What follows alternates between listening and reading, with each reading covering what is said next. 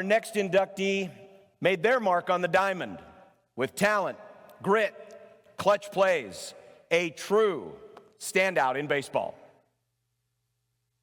Ryan Gripp enters the Creighton Athletics Hall of Fame after dominating on the diamond for the Blue Jay baseball team from 1997 to 1999. He is the 18th former Blue Jay baseball player to join the Hall of Fame as an individual. Gripp developed into one of the best players in the country in 1999, earning first-team All-America honors from the American Baseball Coaches Association and second-team All-America Cloud from Baseball America.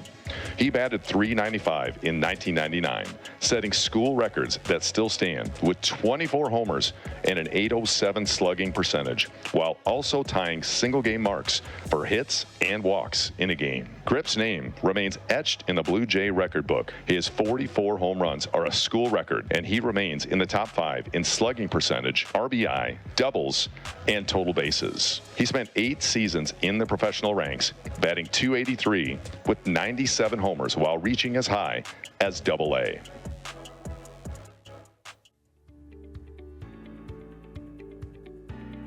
Ladies and gentlemen, please welcome to the Creighton Athletics Hall of Fame, Ryan Gripp.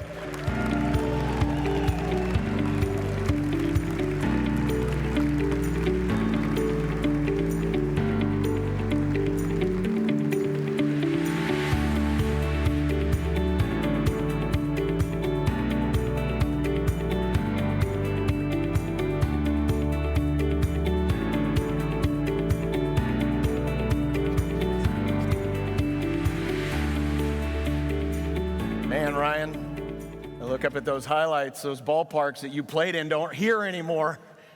No. But they were fun to hit in and play in, though. They're really good ballparks. Yeah, the old CU Sports Complex could be like a Homer paradise. Yeah, it was fun to hit there, that's for sure. So, Ryan, you were part of the early Jack Dahm years. Ed Service got here in the middle of your time here. You were part of that Iowa migration. We had a lot of great players from Iowa. What was it that brought you to Creighton? On my visits, that when I came here and stuff, it felt like home. A lot of people that I felt like I could connect with and could spend a lot of time with. You know, just that's who you're going to hang out with for the next 3 or 4 years, and they made me feel at home. So that was a big part of it. Was Creighton on your radar when you were in high school? Once they contacted me, they were. Yeah, I didn't. At first, I didn't get a whole lot of interest. So, but they came hard after me. So they made me feel pretty important. So I knew they went to the College World Series in 1991. So when I saw that, I was very interested. Yeah, it's interesting because you kind of came in here in an interesting time because the World Series team was about 6-7 years before you got here. Then after you left here, you know, a lot of changes happened, moved to the Big East, all that stuff. So you kind of here in a very interesting period. I want you to take us back to what it was like playing baseball at Creighton in the late 90s. There was still pretty good, a lot of interest and a pretty good spark going here still. And I think when we came here, we wanted to kind of get it back on the map again, you know, go back to regionals, win some ball games, have some success, maybe go far in the conference tournament, which we did that, you know, our junior year, and just try to keep building on that. You got better every single year you were here, maxing out as a first-team All-American as a junior, because you played here 3 years, then were draft eligible. Almost hit 400. School record still standing, 24 home runs in a single season, an .807 slug. What do you remember about when you first got here versus when you left here, your development? Well, yeah, baseball-wise, I was obviously a, better player. Obviously, the coaching staff helps that out. I know they're out there somewhere. So they pushed me a lot to just get the best out of myself and bring out the most of me and put in the extra work and just get ready. So that was a big part of it. Just like with Marcy, did you know that your career home run record still stands? Yep. I know that still stands there. And, yeah. Why do you sound resigned? I mean, you should be happy. It's like Babe Ruth. He wants his record. Yeah, it's, if I have a down day, I'll kind of think back and be like, oh, yeah, I got the home run record. And we're playing in a ballpark that faces the other direction, so it might be around for a while. Challenge to Coach Kingston. We got to find someone that can break his records. No, let's keep that there. One of your first big moments was when you hit for the cycle at Wichita as a sophomore. I'm curious if you remember that day, and also remembering back the old Valley days, Wichita could be a very interesting place to play. Yeah, they were, that did feel pretty good doing that there. They were a big rival in those days. And obviously the hardest one to get's the triple. So luckily the center fielder made a diving play and missed it. So I could run for a while there and make sure I get my triple on there. And it hit that AstroTurf. Speed wasn't my best thing, but I had a little bit maybe, but enough to get to third base on that, so yeah. Were the fans a little rowdy? Oh, yeah. They were definitely yelling at you from the outfield. You can hear them too. Everybody can hear them. Everyone knows they're there. You mentioned one of the things you wanted to do was get Creighton back to the regionals, and you were able to do that in 1999. Take us back to that year and what went into all that, because it had been since, I believe, 92 since the last time we'd been to a regional. I think we knew coming back that year we had a really good core of players and a good senior class that year too. And we kind of wanted to do it for them, and we had pretty good pitching, good fielding, good hitting, everything all around. So we knew we could do something pretty special that year. So it was good. It worked out that way. You mentioned pitching. Your teammate Peyton Lewis almost tried to outdo you. Yeah. Because he was pitcher of the year. He went 11-1. Yeah. He also hit 18 home runs that year. Yeah. So he was right on your heels. Yeah. I wasn't too happy about that, but it was good to have him on my side though. So he was great to come in and help us out. He was a very big pickup and a great teammate too. It's nice to know that pitchers can still rake. Yeah, they can pitch and hit. Yeah. You talked earlier about coaches.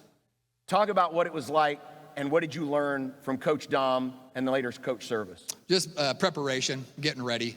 They had really good drills for us, and the mental part too is a big part too. They wanted us to be, visual and seeing things happen before it actually happened, and just pushing us to be our best, and they were very good at doing that. I believe if my timeline is right, Coach Service was here your last year. Mm-hmm. Great infield coach, great defensive coach. Mm-hmm. Did you see him being the next guy after he? I did. Yeah. Yep. He was very, very, a very good work ethic, I guess I want to say, and you could just tell he was the next man in, and he was the right man for it, and he knew the game really well, knows it in and out, and a lot of the drills that he gave to us, I still use for my kids on the certain teams that I coach. So yeah. Speaking of family, who do you have with you here tonight, and let us meet them. Well, I got a pretty good core here. I got my daughter Jordan, other daughter Sam. Go ahead and stand up too. My sister Abby, my other daughter Tessa, and mother and father-in-law Terry and Deb, and then my mom and dad, and then my wife Missy. Let's give them a hand. I noticed there were a few folks cheering in the back as well. Do you have some teammates here tonight? Yeah, too? There's a few back there, yeah. They want to make sure that they get brought up at some point. Who are they? Stand up. We recognize you. They're all back there. Don't be shy, boys. Stand up. You know you guys want to. There's so many of them. We could go play ball right now. Yeah. We had a couple talking about a home run derby on the softball field or something. We couldn't do it in the baseball field anymore. We'll do the softball field. How many of those guys lived with you on that house at Cumming Street? 2 are here, I think, on there. Yeah, that was some good memories in that house. I almost said good times, but you know what that means. Good memories there. Do you remember where it was? Which cross street? I think I do. They just said it's yellow now. That's all I know, but it was only about a block. It'd be a block west, I think, right? Is that right? Yeah, probably. I drove by it today, or drove by something like it today. I thought I saa couch out there. We could make paint. Former home of Hall of Famer Ryan Gripp. I was just saying, for a month or two there, I don't think we had any heat. So we had to wear stocking hats and coats in there and stuff to stay warm. But that's your college stories for you, Anyone else that you would like to recognize tonight, anyone we haven't mentioned yet who has been instrumental in your baseball career, whether it was here or even before or after? Well, first and foremost, my parents. They were always there for me. They made sure that they did what they had to do to, provide for me the best they could, for driving all over the country and just kind of making sure they could send some money my way in college and stuff like that, you know. So, and they were just always supportive, very, very supportive, and were always along with me on my journey. And I couldn't thank them any more for it. So, ladies and gentlemen, the home run king of Creighton, Ryan Gripp. Welcome him to the Hall of Fame. yeah. Congratulations.